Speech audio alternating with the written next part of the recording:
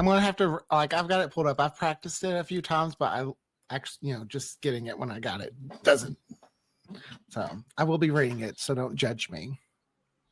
I'm judging already. Okay, perfect. We listen and we judge.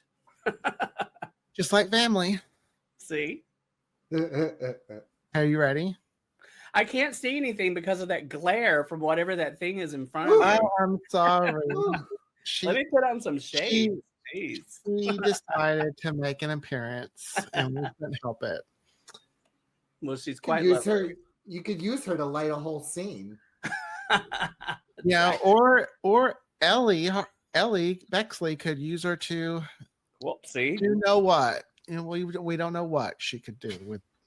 Yeah. Okay. Welcome back to the Old Cove's Writer Room. Today, we are thrilled to be joined by George Skinner, the incredible talent behind Harper Dean, one of the most talked about and complicated characters in Old Cove. From emotional highs to shocking lows, Harper's journey has been anything but predictable, and George has delivered a performance that has left a lasting impression on fans. We're diving into George's experience working on the show, building Harper's world, and what it was like to be part of that unforgettable season 2 finale. So let's get into it and welcome George Skinner to the show. Applause, applause, applause. Welcome. Hi. Oh, wait, hang on. She has a message for George. You've done a great job, George. Look, here's the thing. Here is the thing about winning sound design. It's really all down to my gay gasp. We know that. 100%. Yes.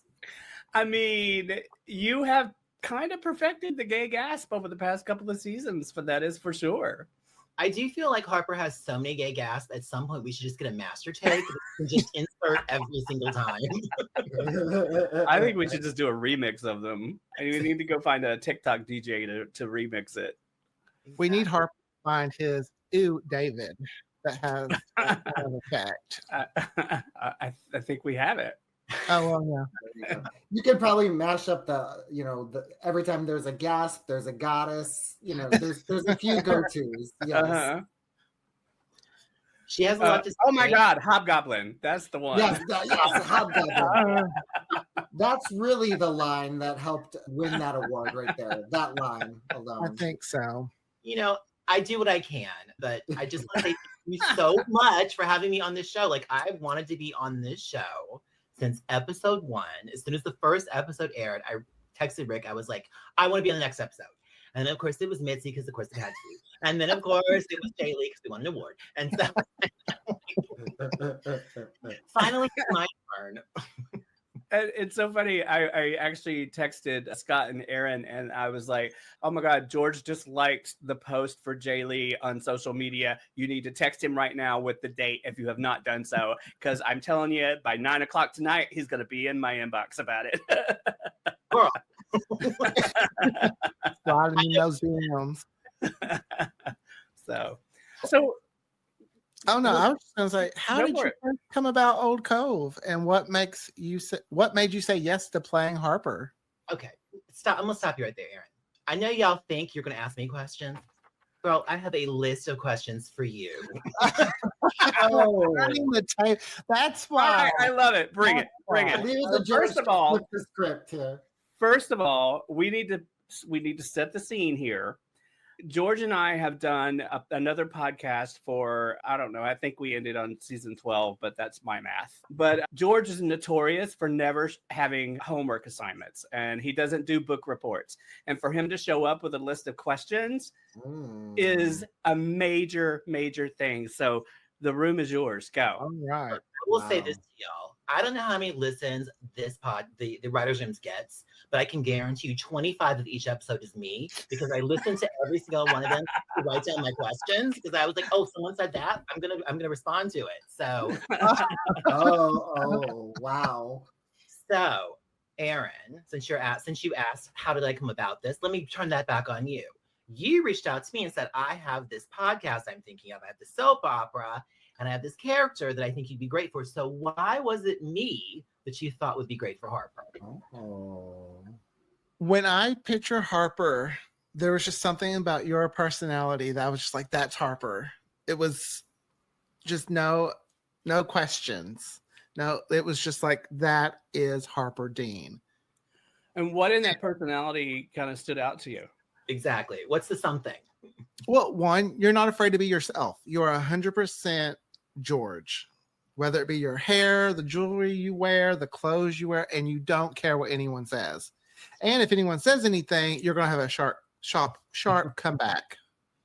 And then they're going to be like, oh, crap, why did I mess with George? And that's just kind of what I see. And then Harper's, too, kind of the person I wish I could have been a little bit. So getting to see someone embody him the way I truly wanted him to be embodied is what made you perfect. Oh, well, I love that. Thank you for that.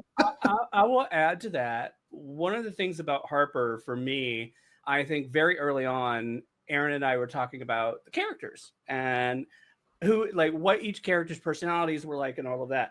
I don't like to put old previous characters from other shows onto it, but it did kind of help in the beginning to kind of get a grounding for sort of what we were looking for. And I know we've talked about between you and Scott, the Alexis and the Dominique effect, but before that, it was always Gabby Solis from Desperate Housewives for me. Gabby was just a force, and every scene that she walked into, it doesn't matter what was happening to her. At the end of that scene, she won. She won it every single time. And so Gabby Solis from Desperate Housewives was like, yeah, I could see Harper more like a Gabby Solis, and I think George is perfect for that. So see, I would want to be a Gabby Solis, even though I'm a Susan. my kitchen dishes, when I make something, I find the perfect way to make sure it's burnt yet not done. So the moment she said that, I was like, oh, that's me. Because I've done that with the lasagna. My friend was like, how long did you cook this lasagna? I was like, what it said to cook it. He's like, well, it's not done, baby. He's like, girl, 4 hours. 4 hours. Like, eat around the cold spots. So basically, we're only coming over when John's cooking. Got it. Yeah, well, and that's the only time he cooked, or that's the only person that cooks in that kitchen.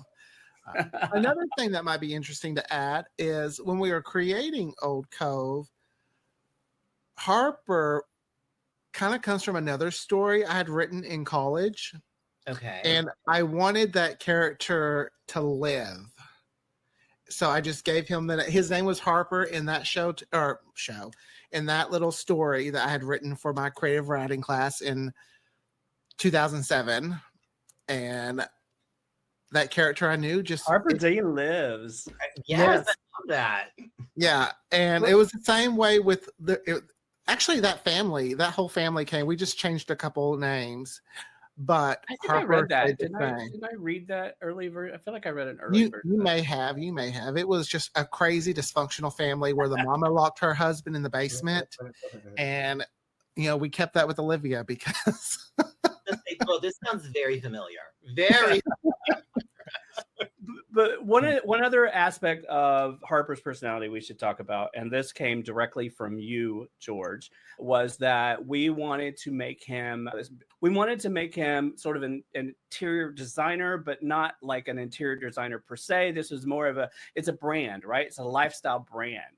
And so we fashioned him after Martha Stewart, because I know that you are a huge Martha Stewart fan. And so the Harper Dean Lifestyle and Home brand that is incorporated across both shows came from sort of wanting to sort of honor that side of your personality. So that's what, for us, I don't want to say you brought a lot to it, but that's one of the things we kind of took from your personality and knowing you.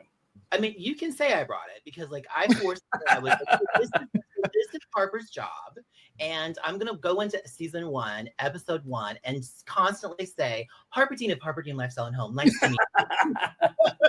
I can say that we had nothing to do with that. That came directly from. But what about this bag? Where is the bag? Is no one showing the bag? Somebody has to show the bag. See the bag, yeah. We all have the bag and nobody has the bag. Oh, please. We'll edit this part out.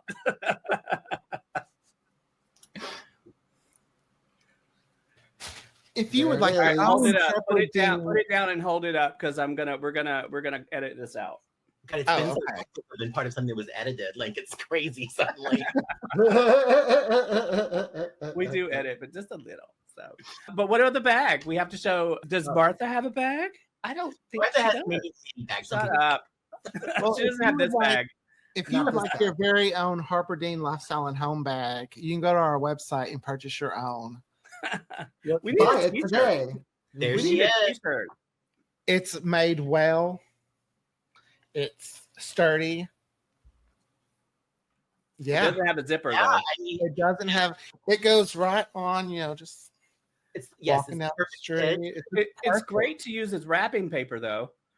Stay tuned for candles and cum rags and all the other Well, there you go. All of the above and below. I love it.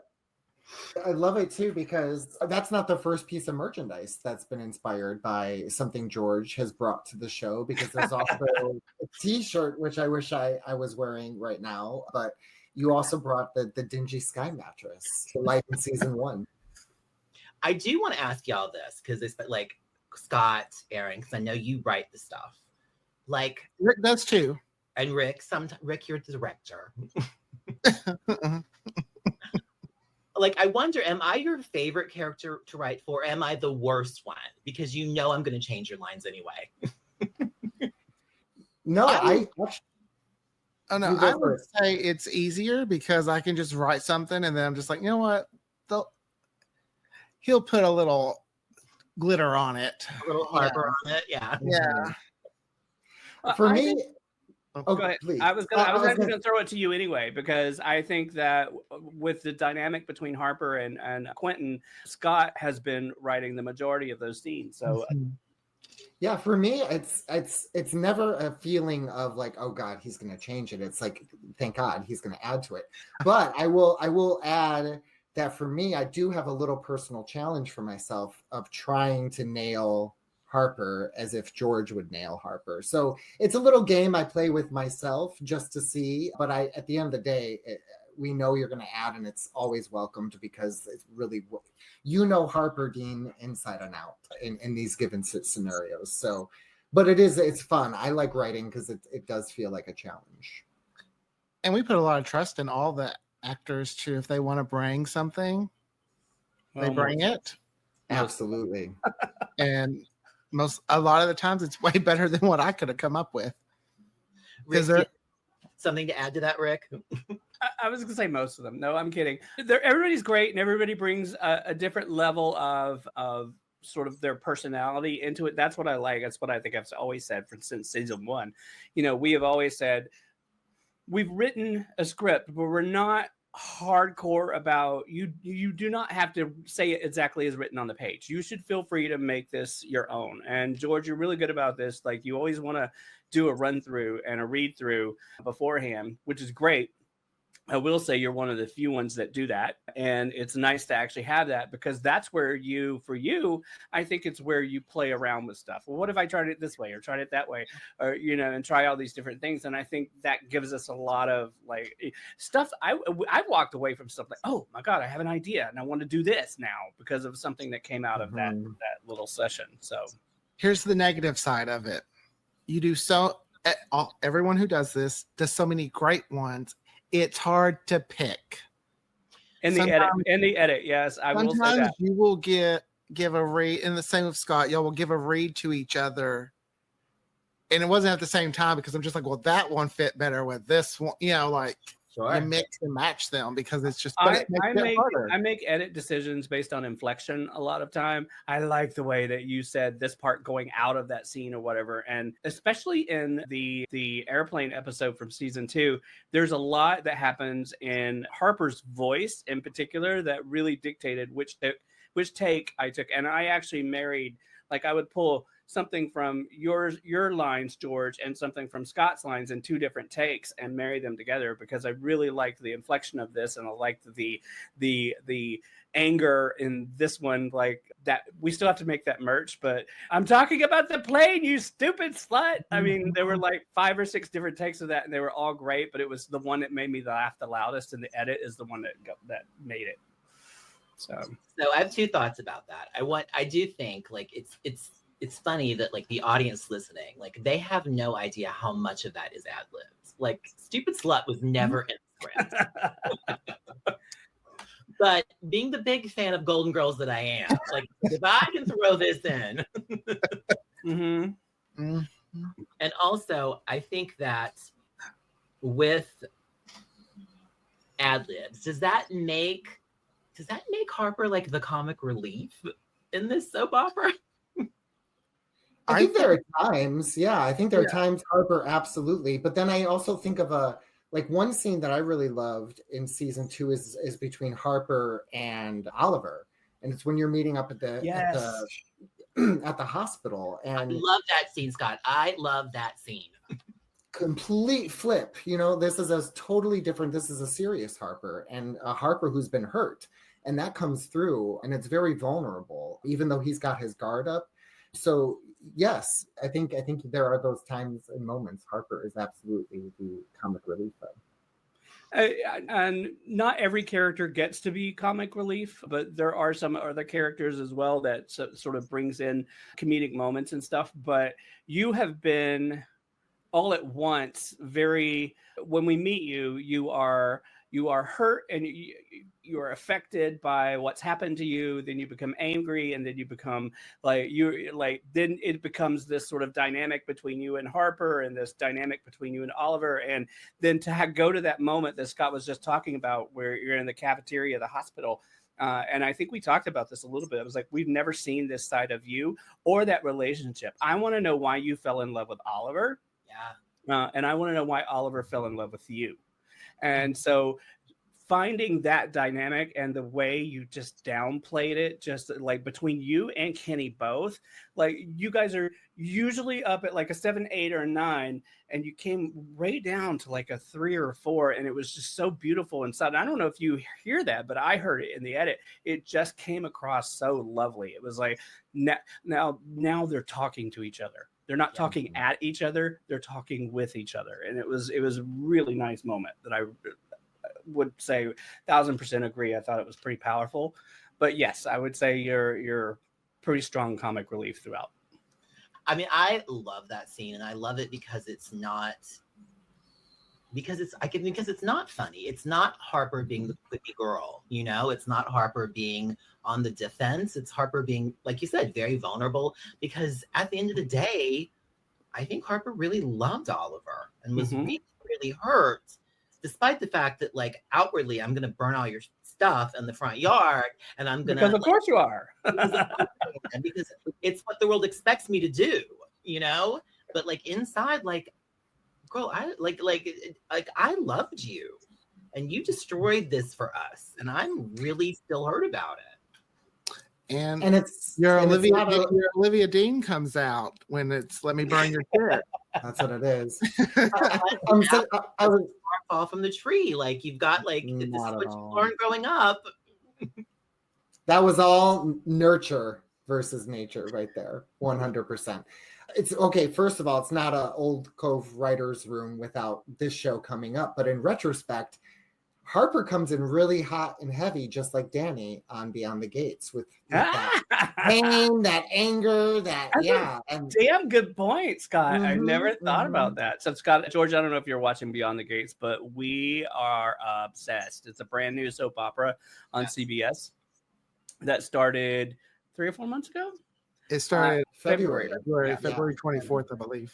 And it's the first soap opera in 25 years, and the first soap opera centered around a Black family in 35 years.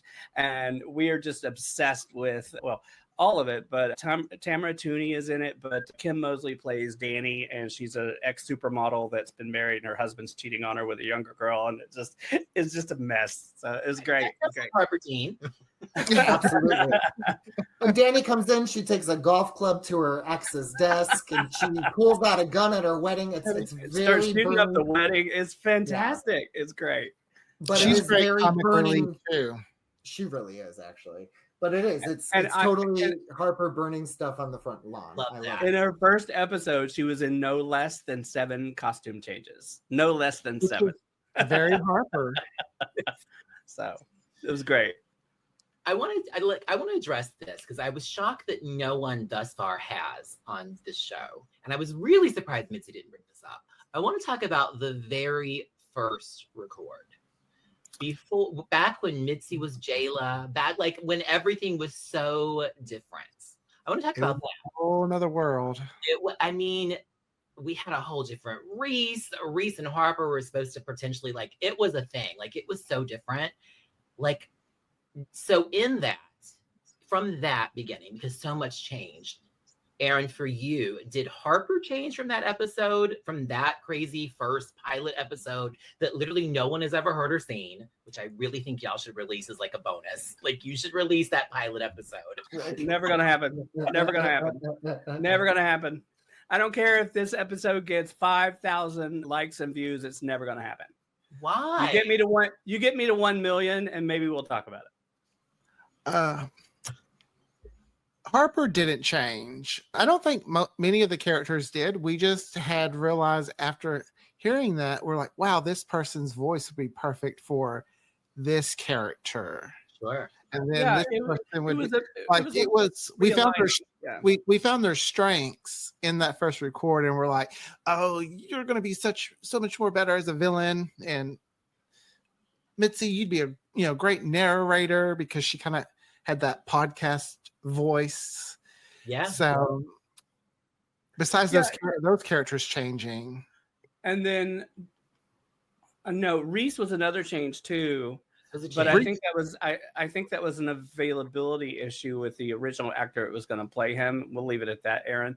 But I don't think there were any other changes, right? I think everybody else sort of stayed the same. Yeah, everyone else pretty much stayed the same. Besides you talked about this a lot, but also from that, Quentin was a line that was like this guy in the mailroom where I'm like, the mailroom. That's worse than secretary. And I know, he got promoted to flight that attendant. From the mailroom to flight attendant. Or from mailroom to slut in the skies. Dingy old sky mattress, yes. I had no idea Quentin was originally a mail clerk. That piece I did not know. That's funny. He was, and he was just a kind of a throwaway character that was only in that one moment that in the beginning. And I think I was like, I want to kind of sort of see him become a thorn. And that's where the Alexis and Dominique thing sort of came to play.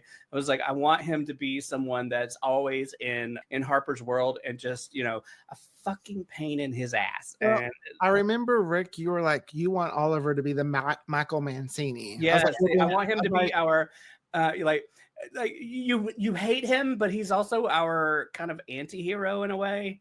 And then we were just kind of like, okay, well, we need a Kimberly. And Quentin just slowly built. Exactly, Scott. Hello. Where Harper would kind of be a mix between Jane and Sydney, I guess. Closer to Sydney, not so much Jane. Maybe Jane later on in the series. Later Jane, when she got a personality. Not simpy little Jane. So, but I will say, George, you introduced us to Scott. And it wasn't until we actually met Scott and we did the audition with you that we kind of saw, oh, now, like, because in the beginning, it was just going to be someone that just like, in the beginning, it was just the one moment. Then it became somebody that was just kind of pop in from time to time. Now it's kind of become, oh, no, this is going to be his nemesis. And we didn't see that until after we saw the audition with the two of you and the chemistry that you two had. That's how we spoke to each other when we were colleagues as well. So nothing's exaggerated. Like, what do you want? That's one of the things I think that makes this show stand out is the chemistry between so many characters. Yeah, I agree. And the fact that most of you have never met. John and Mitzi, I think different sides of the world.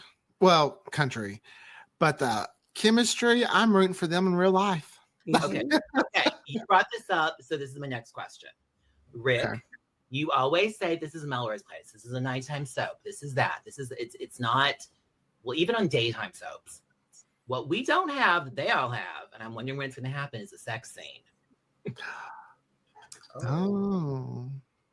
Very interesting question with audio. Yeah. I mean, we've done it. We've done it in Tomorrow's a New Day, but we haven't done it the way I want to do it with two certain characters coming up. I mean, I guess technically there is the scene between Oliver and Quentin in the bathroom on the plane. Yeah. And that's how we did it. And that's how we did it in Tomorrow's a New Day. It was very much alluded to, and then we threw to Lewis. Help remind me, Aaron, because I think I directed that scene, but remind me how it went. We started much like with Quentin and Oliver. We started, and then we threw to the narrator, right? And then the narrator took it away. Yeah, we used that one as kind of like an end scene to end the scene. So we went out with like the blinds closing and. Yes. When we came back, it's blinding me. Oh my God. Oh, sorry. What happens when you're award winning? And then when we came back, it was just like, oh, I needed that. Yeah. I mean, to your point, George, it's hard. So sorry, go ahead. I said 2 cigarettes in the dark. There you go. to your point, it's hard. I thought I like the scene that we're talking, Aaron and I are talking about from Tomorrow's a New Day. I thought I had a vision of how I wanted to direct it, and as we're trying to do it, I'm like, oh my God, this sounds like porn. I can't do this. I can't do this. And so it became I got very awkward about it very quickly, and I was like, oh, I'm going to back up from this. So I don't know. I mean, I guess we just needed an intimate. I need some reference. Yeah, I need some reference, actually. What I need is reference. Mm-hmm. So we came close to it with recording our battle scene for behind Club 87. You did. Rick, the efforts. Yeah, the efforts. Yes, exactly. And you should have seen us editing that. I was like, oh, okay. Easy does it. Oh!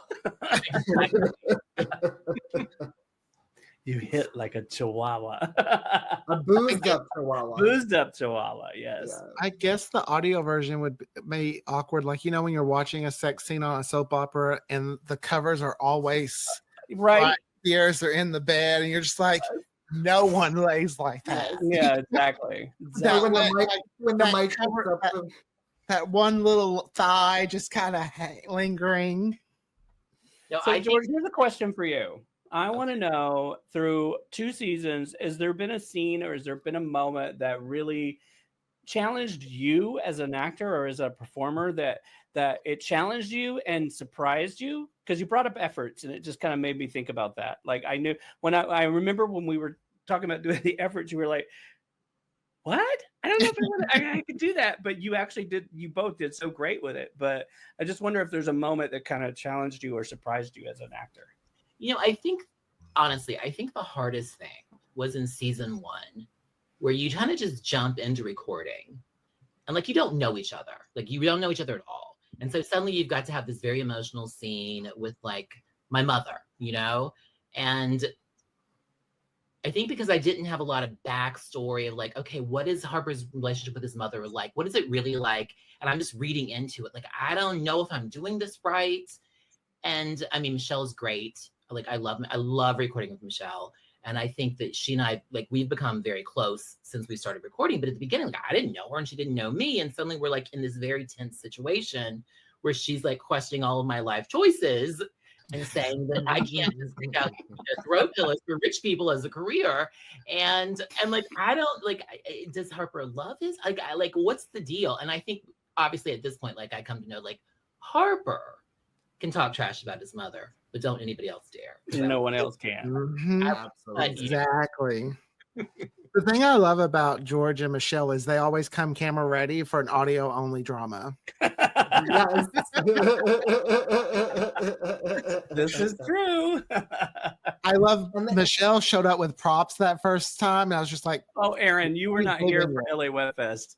That girl, like, day 1, she showed up with ruffles that would rival Alexis Carrington. She was like, and that was just for the casual day.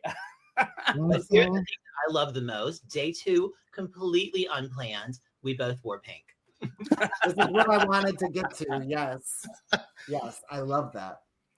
Well, one of the fun things is the reason she has a beauty company is because we're just like, okay, Harper has this company. Where would his companies kind of started from? Is she would have had to have some kind of brand as well. Like it has to be like Olivia Inc. Baby. Yeah. Right. So, and I feel like Harper's whole thing is like, Mama, I don't need you. I can do my own. I'm not going to get into your beauty brands. I can do my own thing. Like that's his whole, like his sort of. and then it's the lifestyle brand. You know, Harper Dean, Lifestyle and Home, not Olivia Dean. You know, it's not. This is me. Would you like to throw a pillow? To go with that shade of lipstick? Yes, it's perfect. So you brought up another interesting thing. I'm kind of curious. You said you always have fun with recording with Michelle, and you guys do great. Are there any other characters you truly enjoy recording with? I mean, everybody's great. Everybody is really great. I love recording with Oliver, with Kenny. Kenny. It's so funny because I think I do the same thing. I have to do that thing back and forth. I know you as a character. Like Oliver's great, and I love that he's a really great scene partner because he's very patient. Like I'll be like, let's do it again, because I want to get to some place that I think is going to just elevate the scene, and he's so down, and he's always so steadfast. Like I really enjoy recording with Kenny. Of course, my mother. I mean, Mitzi's amazing. Mitzi, of course, is amazing. So it's so fun that she finally came back to life, so I could actually record with her. Right. Jayla is so much fun, and Jayla. Shanika. Please fix that in the edit that I don't know her name. Let's say it again.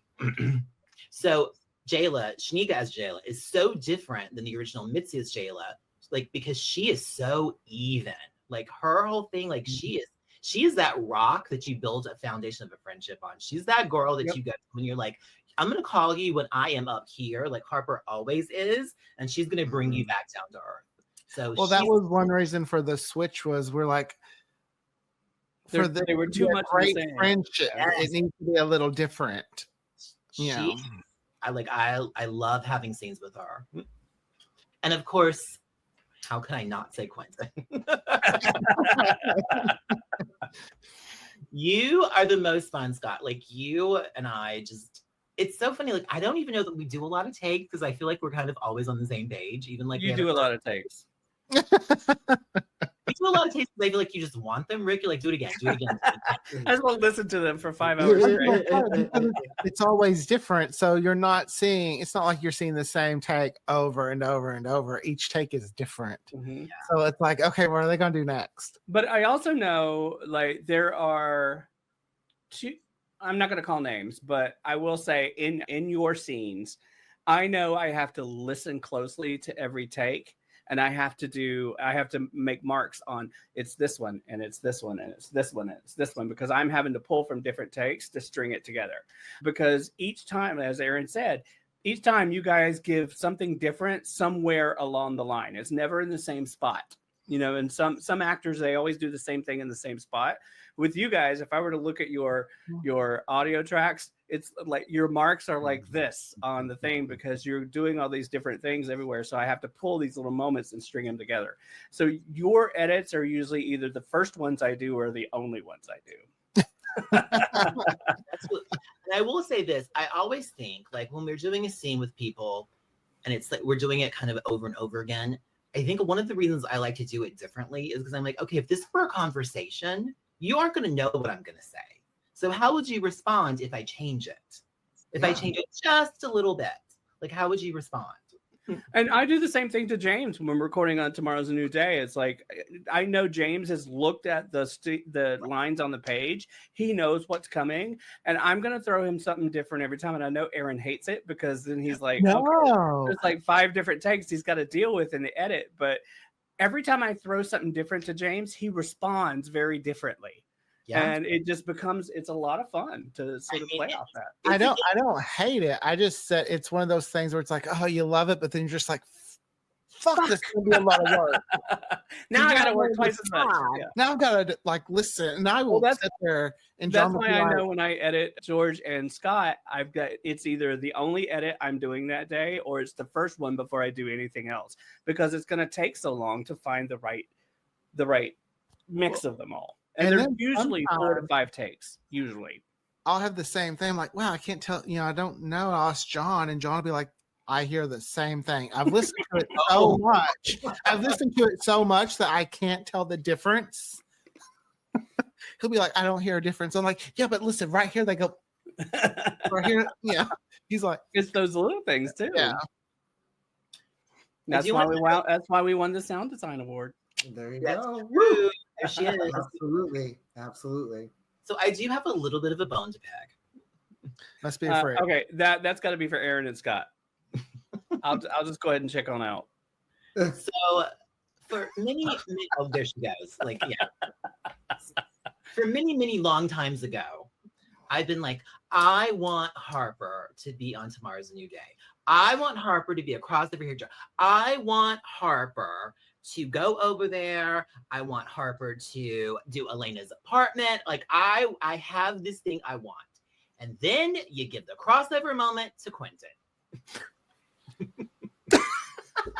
Well, no, we did the crossover with Quentin on our show. Still give Quentin the crossover moment. And here's the thing that I want in return, since you already did that. You already screwed me out of that one. I wanted to come out that Harper is actually the love child of Olivia and Lewis.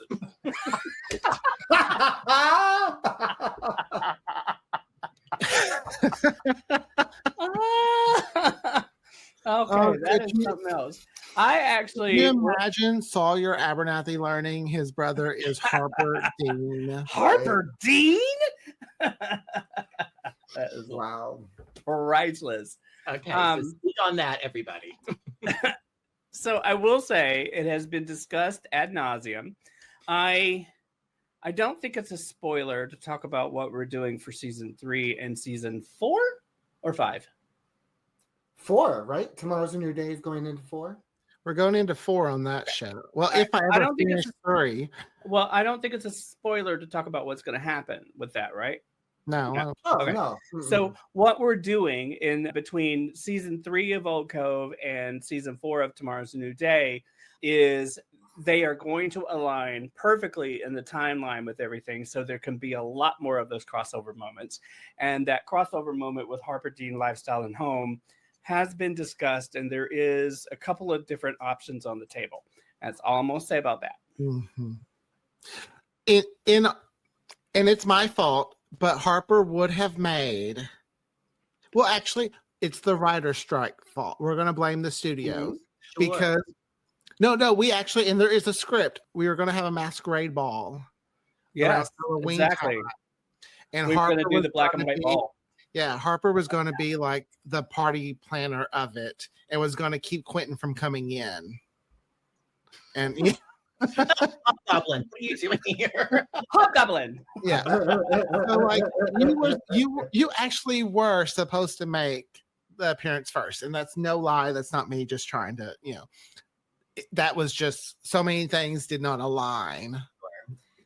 And like That- with many things that we stewed on during the writer's strike, including several science fiction directions we were. Oh thinking about Lord, can we taking. not talk about those? girl? I would love to talk about it because I think it's fun. I think it's Did funny. you record that? almost Did you did record that table read? I don't think Because that one I would put out. What were their just alien? for the What just was for the that? sheer audacity of it. Oh my God. it wasn't aliens. It was set. no. It was a little more grounded. A little bit It was more. cloning. It was Not much cloning. cloning. We were gonna. It was actually. It's funny because It's interesting. a movie came out that was very similar. Mickey 17. Mhm. Like we were going to have multiple clones of Quentin. Oh no! We could Yeah. Quentin was gonna become our Orphan Black. Yeah, so Quentin, we were thinking Quentin had no idea he was even a clone, which is And we were gonna meet like an old Quentin too. Quentin was gonna run up on Harper. One version of Quentin was gonna run up on Harper and be like Sistra from Orphan Black. That was supposed to be like Midnight Dawn's secret little thing they were doing, was working on clone. It was a front for cloning. And just after it was written down a little bit, We heard it out loud, and I was like, I really, was like, and I think I wrote most of it, and I was like, no, this is off the table. Nope, I'm killing it. All the people you could choose to clone. which is why it would have been perfect, because multiple. Then we could have killed multiple Quentins and been like, "You killed all the Quentins." I thought I killed you. You keep coming back. Yeah. She's not going to be able to take over an airplane because she don't know how to fly. No. Maybe one version does. That version. Maybe one version does. Not version 3.5BA. Yeah. So Quentin 17. Quentin 69. If we were a different show, it would have been different. What? If we were a different show, it would have been different to do that. But like sci-fi, more sci-fi. Oh, yeah. Like we have character on Tomorrow's New Day. Drake has seen a ghost per se, but we don't actually know that was a ghost because we didn't further look into it. But we've never went into Was that in between the 37 different shovels that showed up in Old Cove Tomorrow's That was New Day. actually at the beginning, so that was before shovels. Thank you very much. And I'm going to use this. Not going to need a shovel. I'm just going to use this reward. I do think if there had been a lot of clones of Quentin, I can see a whole like scene with Harper, very much inspired by Snakes on a Plane, where I'm just like, there are so damn many Quentins on this plane.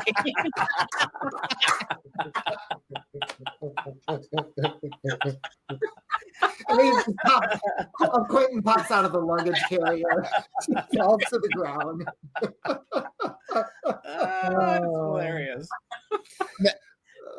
So, as we wrap up here, what has been probably your favorite moment of recording so far with anybody, anywhere, or favorite moment of the show? How about that? We just leave it at that. What's your favorite moment of the show so far?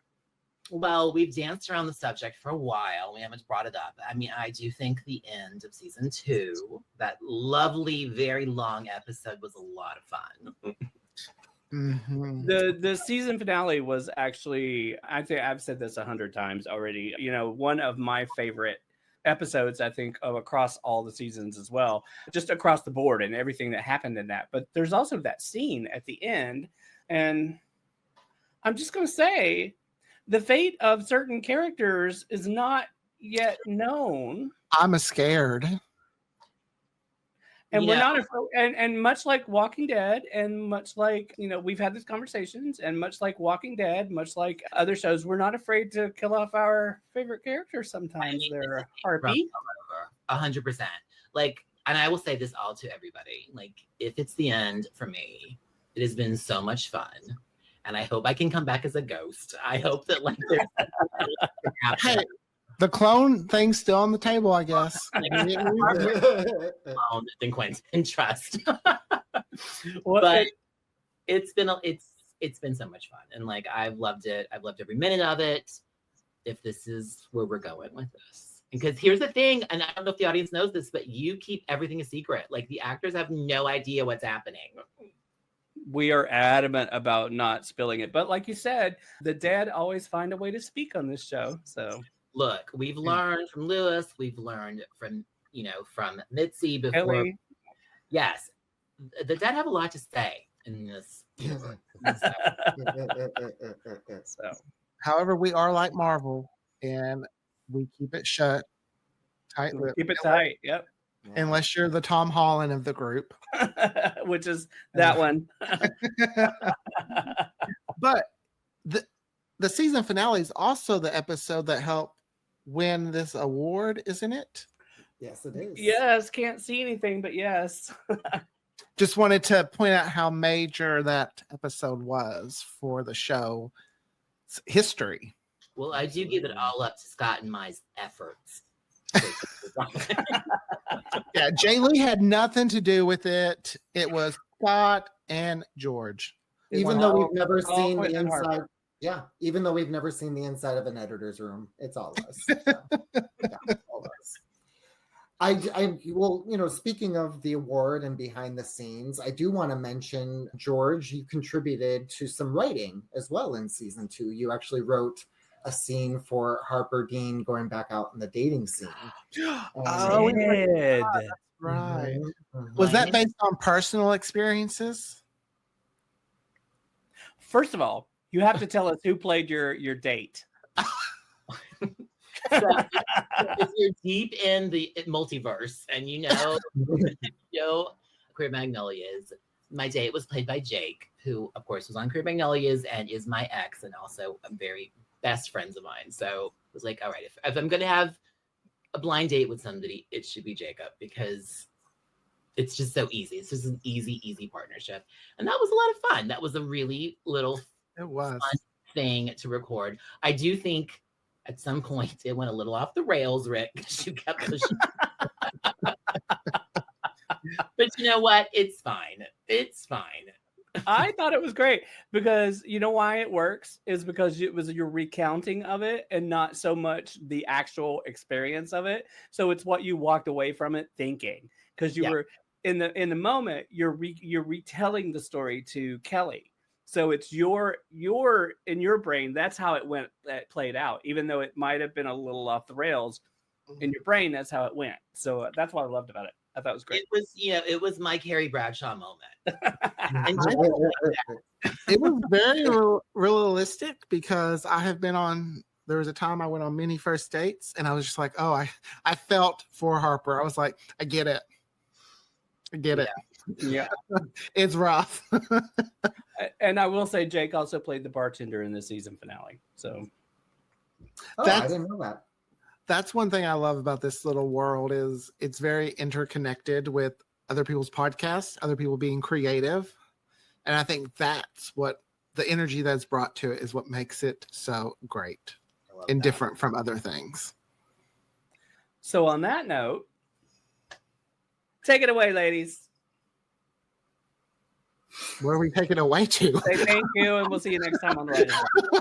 Got it. Oh my God. Does everybody need direction here? Do I have to write everything? I don't think this should be edited either. This should stay. Well, did you watch the last one where I threw to the trailer and it never plays? Yeah, it's great. Yeah, this one's not getting edited either. Well, you want to watch the trailer? We'll play the trailer here instead. There you go. Watch. Here's the season 3 trailer. There are 2 types of people in the world. The ones on top. And the rest of you. It just feels like the city employees are just idiots. I love your passion. I'm the new mayor, Nova Thorne.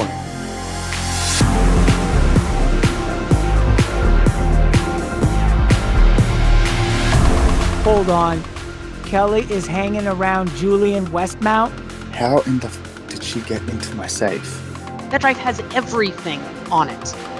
We are the artists, the interior designers, the business owners. We're family, chosen or not. This quiet little seaside town of Old Cove has always been a chessboard in a much bigger game.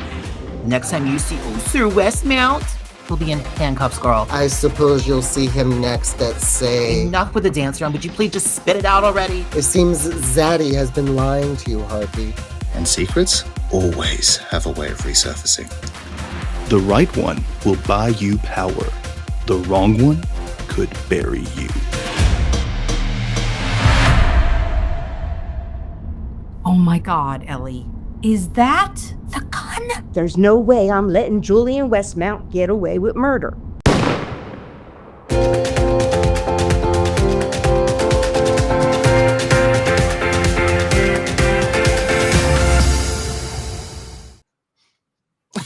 All right. Because there's not one.